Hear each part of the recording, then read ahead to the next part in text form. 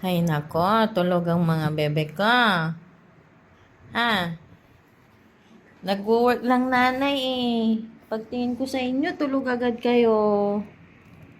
Ha? Ay, ay, ay. Sarap-sarap pa ng tulog nung iba dun oh, sa loob oh. Kasi kasi aircon nila. Ha? Paano na yan pag may tao sa labas? Ako natatahol. Ha?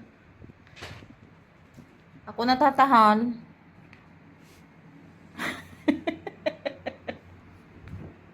Ala, tulog na tulog talaga sila.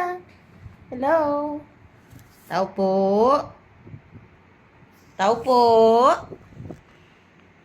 Tao po. Ay, nako. Tao po. Kaloka, naka-aircon pa kayo. Ha? Hmm? Ako natatahol. Nanay natatahol mga be. Ha? Nanay na. Kaloka. Nanay natatahol daw. Ay, ay, ay. Suswerte nyo naman.